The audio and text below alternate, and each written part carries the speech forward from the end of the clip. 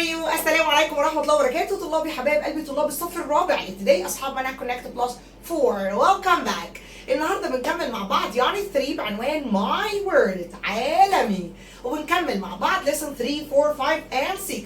هنخلص يعني 3 إن شاء الله النهارده، وصدقني زي ما بقول لك مش هنخرج من الفيديو غير لما نتاكد ان انت حفظت الكلمات كويس، بس مش عليك غير ان انت تجيب ورقه وقلم وتكبر الشاشه وتعلي الجوده وتقول ورايا زي زمايلك كل الكلمات اللي بقولها. هتخرج من الفيديو ان شاء الله وانت حافظ الكلمات، ما فيهوش جرامر كتير، حتى الجرامر اللي فيه مراجعه بسيطه جدا على جرامر اللي خدناه في يونت 1، وكمان هنحاول ان احنا نحل عليه. ركز معايا يا بطل. ليتس ستارت. اول حاجه مهمه من الكلمات هي الايه؟ المحافظه، ودي احنا خدناها في كونكت اصلا. governorate محافظه. governorate look at your box بقى. محافظه governorate محافظه governorate. طيب لما نيجي بقى نقول اسم المحافظه لازم نقول المحافظه الاول وبعد كده نقول governorate.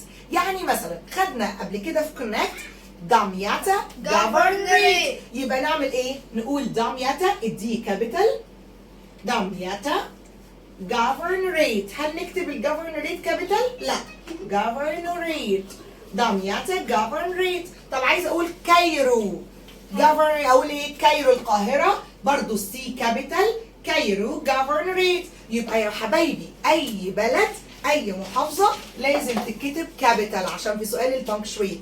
طيب عندنا كمان الكسندريا governorate. يبقى حبايبي المحافظات احنا عندنا ايه بقى؟ في كام محافظه في مصر؟ we have 27 governorates. عندنا 27 محافظه لحد دلوقتي موجودين في مصر، 27 محافظه. اوكي، وما ننساش اسم المحافظات لازم يكون كابيتال. طيب الريف اسمه ايه؟ countryside. اشوف القلم ده بيكتب خطه اتقل ولا لا؟ يس. country احنا واخدينها ان country لوحدها معناها دوله، صح؟ طب لما اقول countryside معناها الريف. countryside. طيب تعالوا بقى نقرا الكلمات مع بعض. المنطقة اسمها region، وبرضو دي خدناها قبل كده. المنطقة region منطقة region. الشاطر بس اللي بيردد ورايا. السد العالي اسمه the high dam. high يعني عالي ودام يعني سد، ولكن السد العالي عشان ده مشروع مهم جدا برضو بادئ كابيتال high الاتش كابيتال والجي والاتش طبعا مش بيتنطقوا، ودام برضو الدي كابيتال، فاقول the high dam السد العالي the high dam. بعد كده oasis يعني واحة. oasis. بعد كده farthest. احنا اتفقنا ان far يعني بعيد يعني ايه؟ ودي من الصفة الشاذة اللي لما اجي اقول ابعد او الابعد لما بقارن بين مجموعة بقول ذا صفة است، بس هنا ما بقولش ذا فارست، بحط لها انا تي اتش الاول، فعشان كده بنقول ذا farthest يعني الابعد. water sports العاب مائية. water sports capital city عاصمة المحافظة. كل محافظة وليها عاصمة، ليها مدينة في المحافظة دي، هي دي عاصمة المحافظة دي، اسمها capital city. مش capital يعني كبير، هي capital city المدينة الكبيرة أو المدينة العاصمة. large cities جمع سيتي. بصوا بقى يا ولاد، سيتي مدينة آخرها واي، لما أجي أجمعها بقلب الواي اي واحط اي اس تبقى cities مدن. فلما اقول large cities يعني مدن كبيره وواسعه. how big هنا يا ولاد يعني كم الحجم. احنا اتفقنا ان how لوحدها يعني كيف. اول ما ياسين يجي وراها صفه زي مثلا how far تبقى معناها كم البعد. how high كم الارتفاع. how tall كم الطول. how fast كم السرعة. برافو يا احمد، مركز معايا عقبالك يا ياسين. how big كم الحجم. يبقى how زائد الصفة بتساوي كم. كمان عندي سؤال اسمه which يعني أي، والسؤال ده يا معاذ بيفيد الاختيار. يعني مثلا أقول which color do you want؟ إيه اللون؟ أي لون أنت تختاره؟ red. أقول مثلا which book do you read؟ أي كتاب بتقراه؟ math book or English book؟ يبقى نختار which دي للاختيار. بستخدمها لو عايزة يعني أقول لحد أو أخير حد حاجة. بعد كده ميناء. الميناء دي يا ولاد اللي هي مكان رسو السفن، مكان المرسى بتاع السفن اسمه ميناء. الميناء اسمه بورت. اسمه ايه؟ بورت. ميناء بورت. ميناء بورت. بعد كده عدد السكان فاكرينه؟ population. عدد السكان population. واتفقنا ان TION في اخر الكلمة يعني شن. population تعداد السكان. population. بعد كده natural features. natural features يعني السمات الطبيعية. natural يعني طبيعي. features natural features. بعد كده desert governorates المحافظات الصحراوية. عارفين ان صحراء desert governorates الصحراء المحافظات موجودة في الصحراوية. أفريقيا. yes. popular قلنا popular يعني مشهور. خلي بالكم عشان في ناس كتير قوي بتتلخبط من popular و population. popular مشهور، اما population عدد السكان. اما اقول لك مثلا زي ما هنشوف كده دلوقتي، بس خلينا نقول الافعال. يبحر sail. يبحر sail. يبحر sail. الايه لما يجي وراها اي بتزق الايه كده وتقول لها اي. ابحر sailed بنحط لها ايدي. finish ينهي. finished يعني انهى. يزور visited زار. بعد كده الصفات الirregular الافعال الغير منتظمه. is يكون was كان.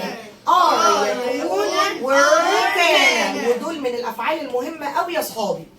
have أو has يملك أو عنده، والماضي had كان يملك. طيب تعالوا نشوف هنا الحاجات اللي بنحفظها oral في الاكسبريشن. look at خلي بالكم من حروف الجر اللي بتيجي مع الأفعال. look at ينظر إلى. look at ينظر إلى. sail in يبحر في sail in. next to begins دي سهلة جدا. find places on the map يعني يجد أماكن on the map على الخريطة. sail out of يبحر خارج. يبقى بصوا sail in يبحر في داخل يبحر فيه، أما sail out of يبحر بس خارج المكان ده.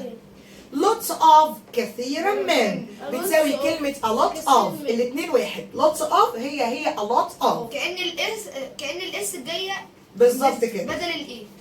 طيب the governorates of Egypt بيقول لك بقى هنا في محافظات مصر there are 27 governorates 27 محافظة in Egypt today اليوم. look at the map انظر كده إلى الخريطة. where do you live أين تعيش where do you live. تعالوا بقى نتعرف على محافظات الوجه البحري. احنا خدنا السيشن اللي فات ان lower Egypt يعني الوجه البحري اللي بتبقى فين؟ in the north ولا in the south؟ in the north يعني البحار عندنا دايما في الشمال صح؟ فدايما بنسميها المحافظات البحرية، محافظات الوجه البحري اللي هي تبع البحر. اسمها ايه بقى؟ lower Egypt بتكون فين؟ in the north في الشمال. زي مين؟ كفر الشيخ دقهلية. بصوا حبايبي مش مهم ان احنا نكتبهم، بس مهم ان احنا نعرف نقرأهم ونعرف معناهم ان دي اسم محافظة. دمياطة بالظبط كده. دمياطة يعني ايه دمياط. غربية الجي والاتش هنا غربية. شرقية الشرقية. منوفية بصوا يا ولاد اسمائهم زي العربي كده. اسماعيلية. قليوبية. سوز اللي هي السويس.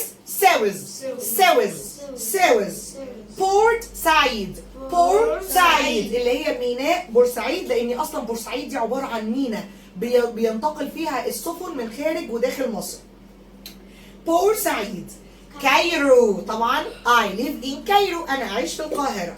بحيره. بحيره اللي هي محافظه البحيره. الكسندريا. الكسندريا. ودي قلنا بتبقى موجودين فين اللور ايجيبت، اللور جفرنريتس دول؟ بيبقوا موجودين فين؟ الوجه البحري. in the north. طيب ياسين upper Egypt يعني بقى محافظات جنوب مصر اللي هي بتبقى فين؟ in the south في الجنوب. in the south. in the south. in the south اسمها upper Egypt. دول بقى بيبقوا موجودين في الجنوب تحت. upper Egypt.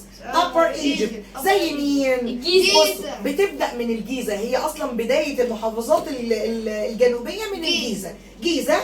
بعد كده الفيوم، هنمشي خطوة خطوة كده. الفيوم هنمشي قدام شوية نبقى في بني سويف.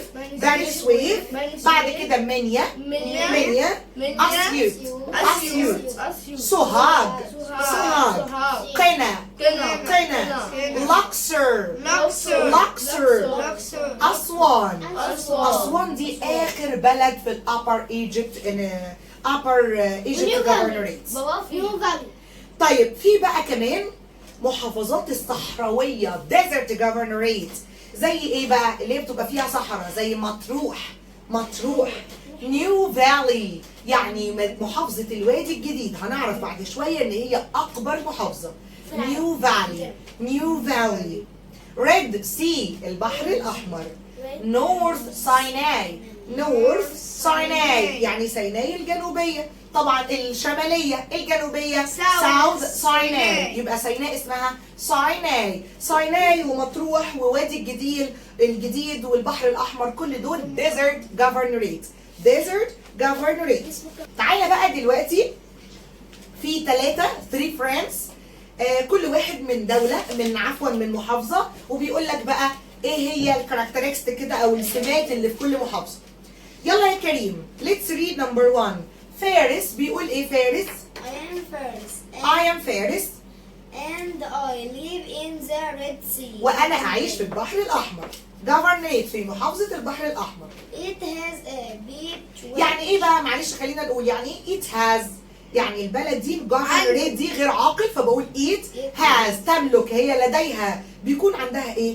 beach a beach شاطئ which is over 1000 كيلومتر. يعني ايه بقى؟ فيها بيتش شاطئ واللي طوله بيكون اكبر من ايه؟ 1000 كيلومتر، يعني شاطئ طويل جدا.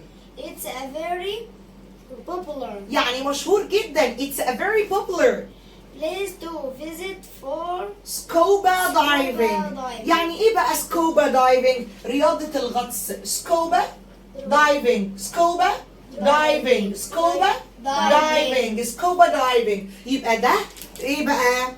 It's a very popular place. أكتر مكان مشهور to visit إنك تزور السكوبا دايفنج and water sports، وكمان تلعب فيه ألعاب مائية. إيه اللي بتعمله ده؟ اديله الحاجة اللي بتاعته.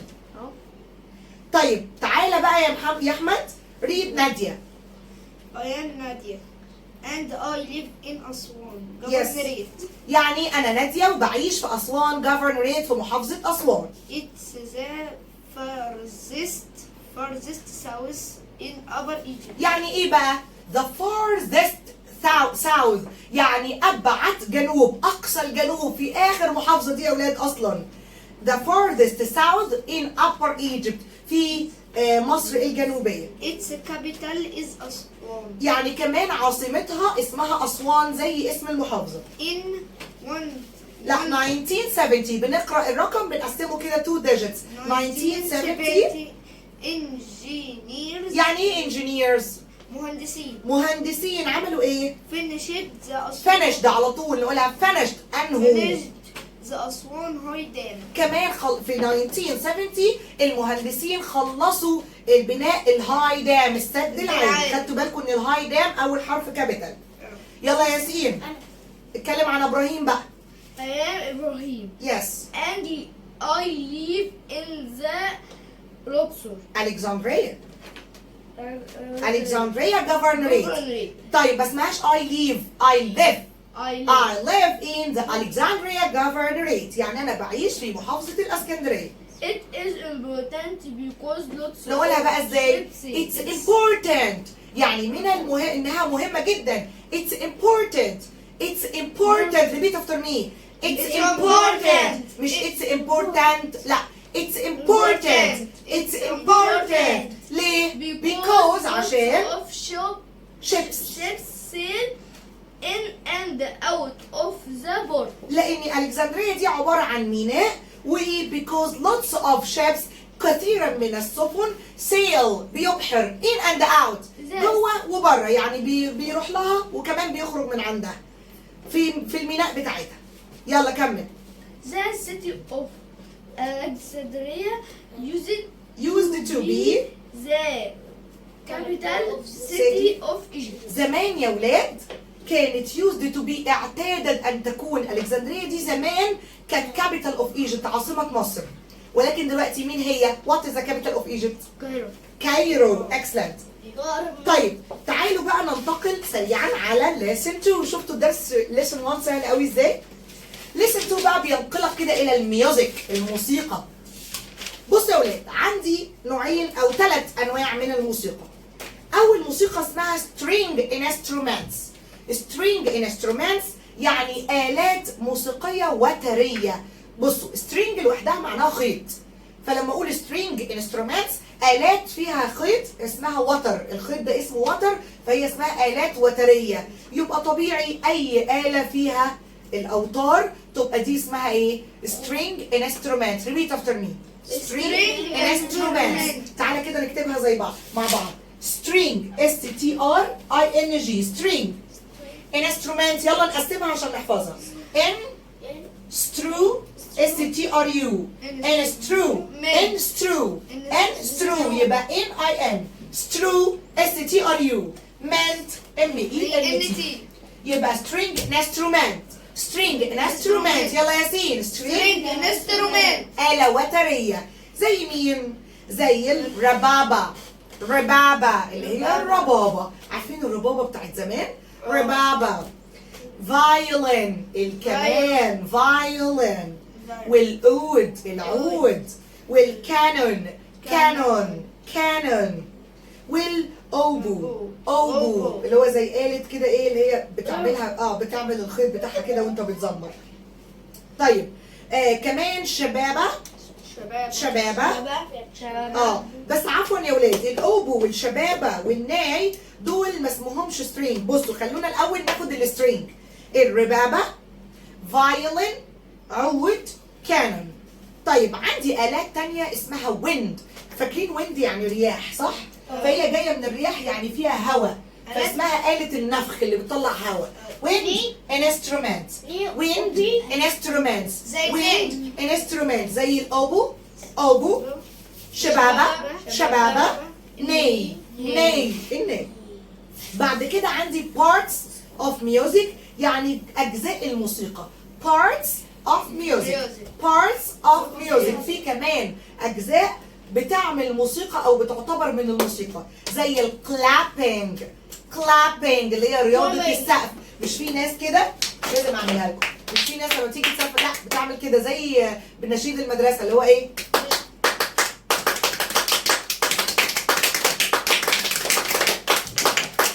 هي كلابينج اللي هو التسقيف بطريقه معينه يدي موسيقى. فعشان كده بنقول كلابينج بتبقى مع الموسيقى. كمان الدرامينج الطبلة لوحدها اسمها درام.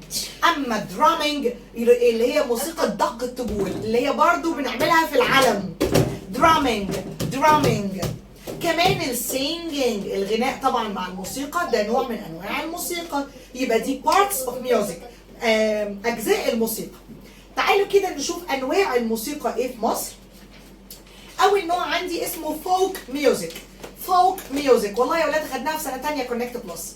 فولك ميوزك ال سايلنت يعني موسيقى شعبيه. صعيدي ميوزك موسيقى صعيديه. نوبيان ميوزك موسيقى نوبيه. بدوين ميوزك موسيقى بدويه.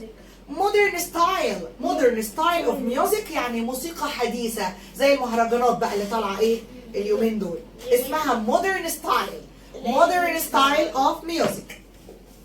تعالوا بقى نشوف الكلمات دي. different عشان هتفيدنا واحنا بنقرأ الدرس. different يعني مختلف. different. event حدث. event. important سامع ياسين بتقولها ازاي؟ important مرة واحدة كده. traditional خدناها قبل كده تقليدي، حاجة زمان زي السيشن اللي فات. حاجة ancient قديمة بتساوي كلمة traditional يعني تقليدي أو قديم. song أغنية. song. type يعني نوع. type. special يعني خاص. special زي ما اتفقنا يا اصحابي، السي لما يجي وراها two vowel letters حرف الاي والاي والاي دول حروف شقيه، فالسي هنا بتتنطق ش، عشان كده بنقول special. musician برضو بصوا السي هنا جه وراها اي واي عشان كده اتنطقت ش. يس خاص او مميز. musician يعني موسيقار اللي هو بيعزف الموسيقى. musician. style يعني شكل. style.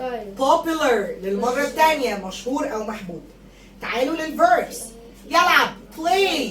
خلي بالكم إن بيجي مع أنواع الموسيقى بنقول مثلا play wind instrument بيلعب موسيقى اللي هي بيلعب آلات النفخ، أو play string instruments. drum يدق الطبول. تخيلوا إن drum طبلة وفعل في نفس الوقت. طبلة ويدق الطبل درام. clap يصفق clap.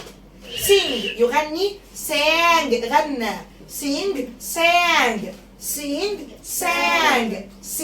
sang. يعرف know عرفة knew. knew. أي كي يجي وراها ان الكي دايما صاعد. يضع put الاثنين put. يضع put وضع put. تعالوا نشوف الاكسبريشنز لسه واخدينها كثيرا من يعني ايه؟ lots of. key parts. ايه ده يعني ايه key parts؟ مش key يعني مفتاح؟ لما اقول يا معاذ key parts يعني الاجزاء الاساسيه، مفتاح اللغز، الاجزاء الايه؟ الاساسيه key parts. زي الباب هو مقفول محتاج المفتاح عشان يفتح، فاللي هو ايه؟ فين الجزء الاساسي؟ الكي parts. home of يعني موطن ليه. home of بيت كذا. mix with يعني يخلط مع او يمزج به. mix with. yes. such as شوفوا خدناها كم مرة؟ مثل such as مثل. farther south أقصى الجنوب. farther south. all over Egypt في جميع أنحاء مصر. all over Egypt. تعالوا نقرأ على what kind of music do you like؟ ما نوع ما نوع of music الموسيقى do you like اللي بتحبها. Egypt has lots of traditional folk music يعني مصر لديها الكثير من الموسيقى الشعبية القديمة. يوجد different styles يعني أساليب أو أنواع مختلفة from different parts من أجزاء مختلفة of the country. يعني يوجد ستايلات وأساليب مختلفة من كمان أجزاء دول مختلفة، يعني كل جزء في الدولة أو كل محافظة ليها الستايل بتاعها. folk musicians اللي هو الموسيقيين الشعبيين بقى from upper Egypt. من ايه؟ upper Egypt اللي هي جنوب مصر. play صعيدي music. طبعا دول الصعيد اللي هي في الupper Egypt بيلعبوا ايه؟ play صعيدي music. this type of music هذا نوع من الموسيقى uses بيستخدموا ايه؟ يعني الموسيقى الشعبية او الموسيقى الصعيدي دي بستخدمها ازاي؟ uses string instruments بيستخدموا آلات وترية such as زي الفايولين and the wind instruments وكمان آلات النفخ such as the oboe. singing and drumming وكمان بيحبوا دق الطبول وبيحبوا الغناء is also a key part جزء أساسي من الموسيقى الصعيدي music. farther south اللي هو أقصى الجنوب اللي هم أسوان بقى is the home of Nubian music. ده بقى مكان الايه؟ الموسيقى النوبية، عشان كده بنقول home of موطن للايه؟ للموسيقى النوبية. clapping and drumming is an important part of this type. موسيقى التصفيق ودق الطبول دول من أهم الأجزاء في النوع ده من الموسيقى. Nubian music is now popular all over Egypt. دلوقتي بقى الموسيقى النوبية دي مشهورة في كل أنحاء مصر، عارفينها؟ اللي هي زي ما هي حبها بلادي بحلوها ومرها. طيب sometimes أحيانا it's mixed with يعني بتختلط ب other modern style of music. بتختلط الموسيقى النوبية دي بالموسيقى الحديثة اللي مخترعينها دلوقتي. The most popular instruments أكثر الآلات الموسيقية المشهورة in Bedouin music في موسيقى البدو are the شبابة اللي هي آلة الشبابة and the ربابة. دول كده يعني ايه متخصصين في البدوين ميوزك. Bedouin music also often includes singing. كمان موسيقى البدو بتشتمل على الغناء برضو. Songs الأغاني are usually about special events. الأغاني بتاعتها يا ولاد بتبقى عبارة عن ليها علاقة بالأحداث الخاصة في المحافظة دي أو في البدو في المنطقة دي. طيب نسمع بقى يا معاذ معلومة مهمة. Did you know؟ هل كنت تعلم؟ قولوا لي بقى كنتوا تعرفوا المعلومة دي ولا لا؟ Music was important in ancient Egypt too. يعني الموسيقى كانت مهمة جدا في مصر القديمة أيضا. We know this because scribes. احنا عرفنا ده منين؟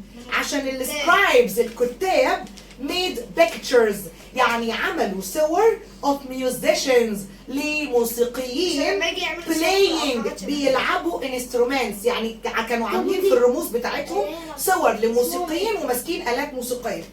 And the ancient Egyptians والقدماء المصريين يا معاذ put instruments وضعوا الآلات بتاعتهم into pyramids في الأهرامات. تخيلوا ان الأهرامات فيها instruments musical instruments يعني آلات موسيقية. يبقى حبايبي instruments يعني آلات موسيقية. طيب تعالوا بقى ندخل على lesson 5 and 6. أول كلمة معانا folk dancing. احنا خدنا folk music الموسيقى الشعبية. أما folk dancing الرقص الشعبي. folk dancing خلصنا الميوزك دخلنا على الدانسينج الرقص. Nubian music اللي هي الرقص النوبي. Nubian music Nubian dancing عفوا. رقص عصاية. رقص عصاية اللي هو الرقص بالعصاية. تحطيب عارفين الاثنين اللي بيقفوا يبارزوا بعض بالعصاية هو يعمل كده والتاني يعمل كده شايف عارف انت ده اسمه التحطيب. عفوا rhythm الإيقاع. عفوا يا ولاد اسمها rhythm. stick العصا stick. tradition يعني تقليد احنا قلنا traditional تقليدي. occasion يعني مناسبة occasion. بصوا يا ولاد مش احنا بنقول ان TION شن هنا بقى SION شن occasion بس بنقول شن occasion. complicated معقد complicated. patterns يعني أنماط أو نقوش patterns. fighting يعني القتال fighting. customs الأزياء customs. plain سادة plain لما يكون التيشيرت مثلا أقول plain t-shirt يعني تيشيرت سادة. alongside يعني على طول بمحاذاة يعني على طول مثلا اقول ايه alongside the beach يعني بمحاذاة الشاطئ امشي معايا كده alongside. بعد كده السمسمية دي آلة السمسمية. crafts يعني الحرف اليدوية. carpet سجادة carpet. صوف wool بسرعة كده wool. يتحرك تعالوا بقى نمشي على الافعال بقى. يتحرك move خدناها كتير move.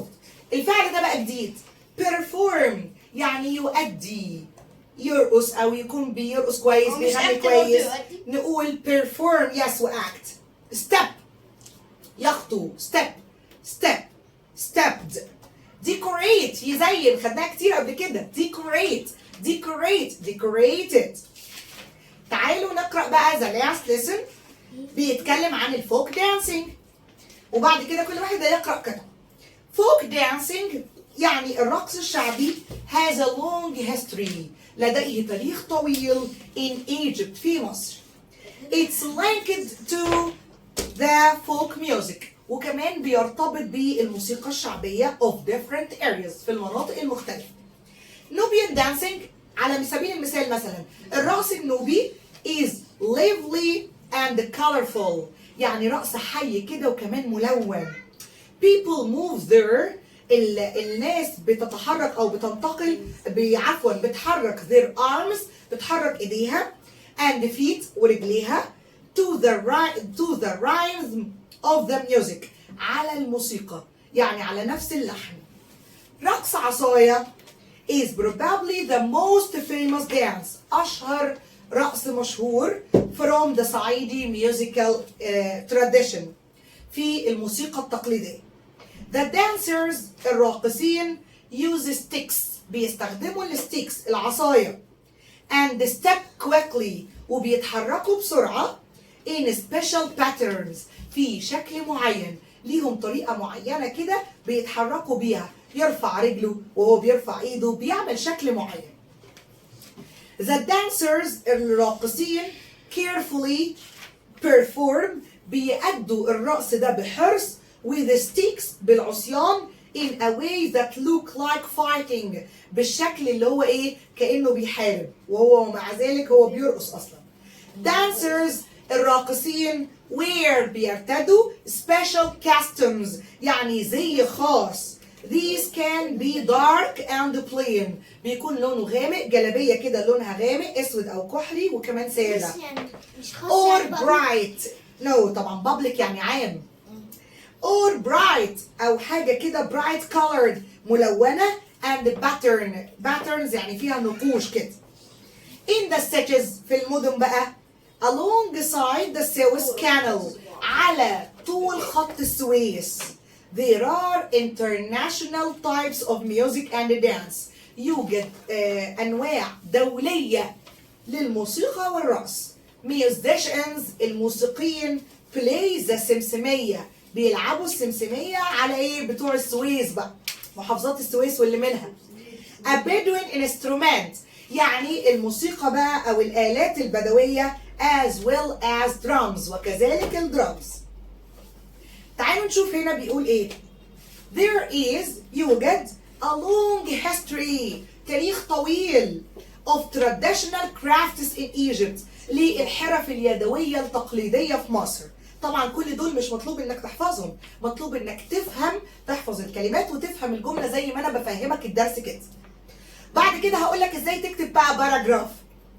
long history of traditional crafts in Egypt. Two of the most popular crafts، اكتر اتنين مشهورين من الحرف اليدوية are خيامية and carpet making، يعني الخيامية اللي هي اللي انتوا شايفينها في الصورة دي، وكمان صناعة السجاد. in the past في الماضي tent كان في خيم بيعملوا الخيمة. makers created خيامية to decorate huge tents، بيعملوا الخيامية دي عشان يزينوا التنس يعني الخيوم او الخيام for wedding للايه لحفل الزفاف.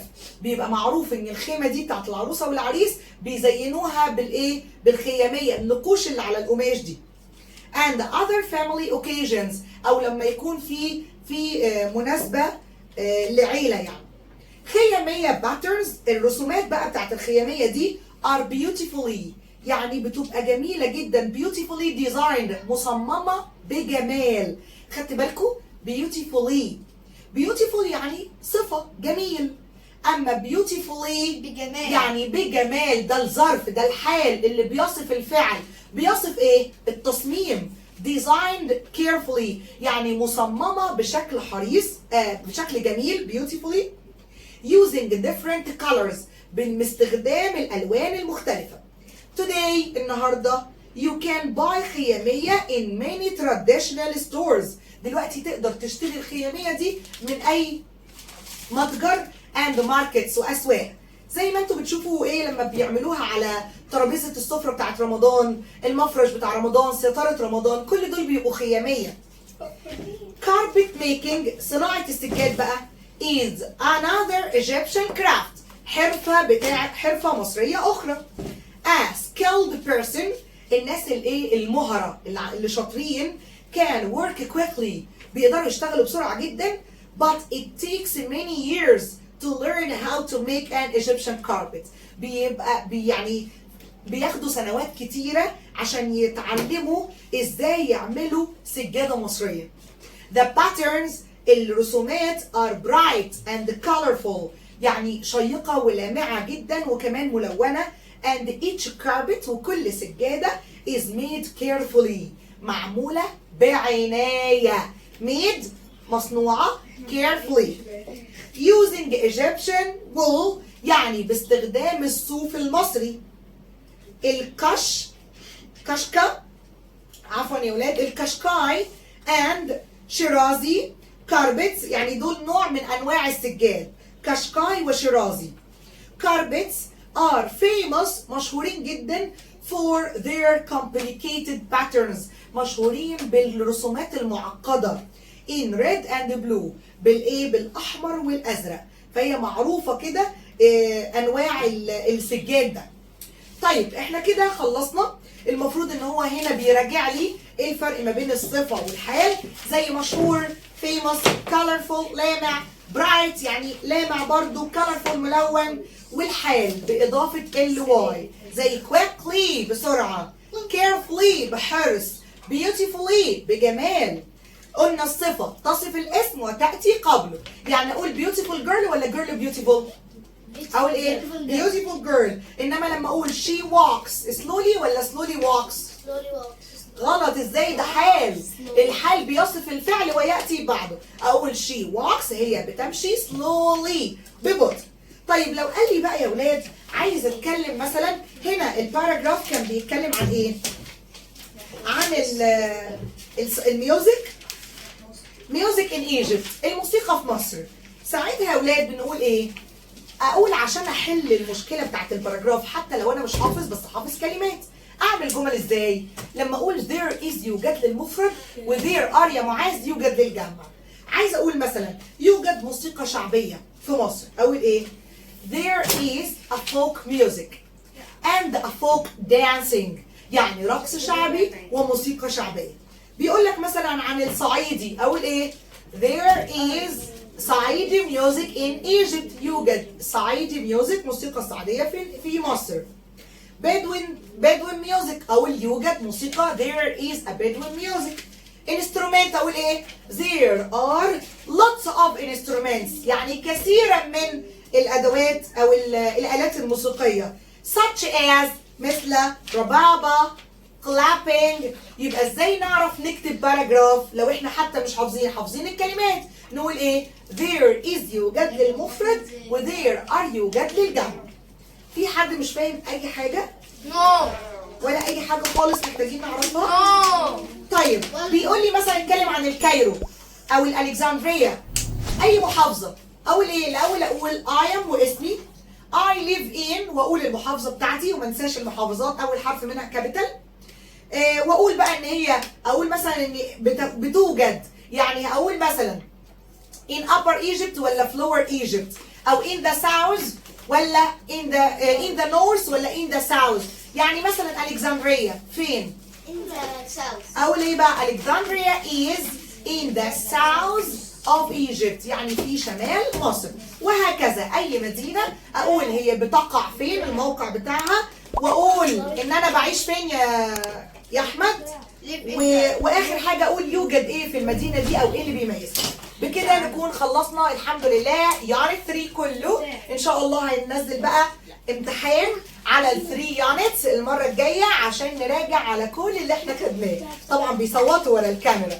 يلا لحد هنا شكرا ثانك يو سو ماتش فور واتشنج. ما تنسوش بس تقدرونا بلايك لو عجبكم الفيديو وكمان شير لاصحابكم عشان غيركم يستفيدوا. شكرا والسلام عليكم ورحمه الله وبركاته.